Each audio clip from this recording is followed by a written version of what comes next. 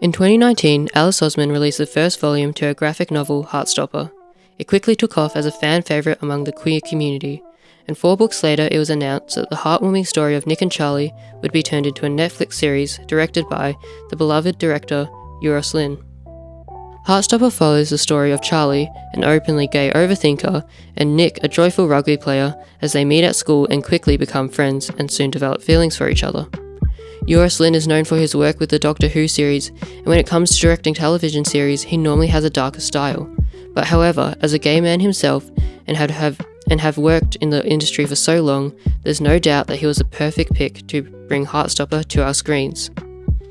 Throughout the series, Lyn stayed faithful to the novel, creating scenes that were almost identical to Oseman's comics. In an interview, Lyn says, "There were often scenes that I block plotted where the shots were, and when I went back to the graphic novel and checked, they were shot for shot, which is amazing." For example, in the scene where Nick and Charlie meet, not only do the actors look like their characters from the graphic novel, but it also feels as though Oseman's illustrations came to life. Lyn says in this scene he first tried a lot of fancy camera moves and changed the depth of field when they zoomed onto Nick's face, but he felt as though this was overdone. By keeping it simple, it gives us a refreshing look on the love at first sight trope. Alice Oseman uses a lot of different tropes throughout the Heartstopper graphic novels, one being the hands-on approach. This trope can be found throughout many media forms, but having it in a graphic novel with a gay couple is definitely not common. In fact, throughout the history of media forms, a lot of common typical romance tropes are very rarely used for male love male or female love female narratives. It is not until recently that we have been seeing tropes like forbidden love, enemies to lovers, and unrequited love in queer TV shows. But what really helps these romance tropes come to life in Heartstopper is the use of the POV shot. A POV shot is a common way of getting a deeper understanding of a character's emotion. It is a camera angle that shows the audience what a scene looks like from a specific character's perspective. The conventions of a POV shot really only include a simple editing pattern. First, the setup shot, which is the shot of a character looking at something, then follows the actual POV shot of what the character is looking at. Not only is this seen in the television series, but the graphic novel as well. Something the television series of Heartstopper has been praised for is their casting, mostly because they casted teenagers to actually play teenagers. A common thing we have seen throughout the history of film and television is actors in their 30s being casted for roles half their age. This can create unreal expectations of body image for teenagers.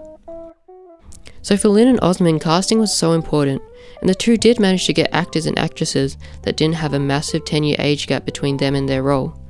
However, this wasn't the only challenge that arose when it came to casting.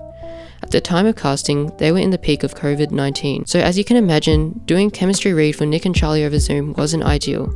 But they did it, and when the actors for Nick and Charlie, Joe Locke and Kit Connor, met in person, they said it was perfect. In the TV show, Lyn manages to keep Oseman's style in the composition. This is done by using her illustrations of leaves, birds, hearts, and flowers. Just as they are used as symbolic codes in her novel, they are also used the same way in the series. Leaves and flowers often symbolize excitement or anticipation. And of course the hearts symbolize love, but the birds also do that as they are often in a pair nodding to the saying lovebirds. Oseman talks about how she loved the fact that she could focus on more stories other than Nick and Charlie. Oseman found that she had more space to write more in-depth stories about the other characters, like Tao, Al, Darcy and Tara. I think by having this adaptation, not only was it great for the fans of the graphic novel, but for the whole world. Unfortunately, cisgender or heterosexual people are very unlikely to pick up a book about 2 gay teens, so I'd say the graphic novel was largely only consumed by the queer community. However, by having the television series so easily accessible on Netflix, and it quickly entering the top 10 most watched lists, there's no doubt that it reached many more people. This is evident from how much praise it has gotten.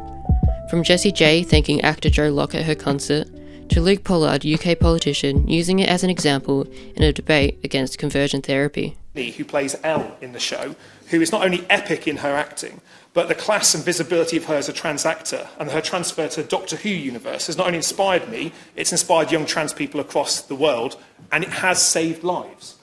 I can't stress enough how important it is to have these queer stories on screens and big streaming platforms. Representation for the LGBTQIA+ community is so important. A story like Heartstopper has been needed on our screens for so long. It's light-hearted, at times emotional, and most importantly, it's something you can sit down and watch with the whole family. Heartstopper stayed true to the novel itself. It was written and directed by queer people and had queer actors playing queer roles. These days you can't ask for much more in a television series, which is why I believe it's the best adaptation of a graphic novel ever.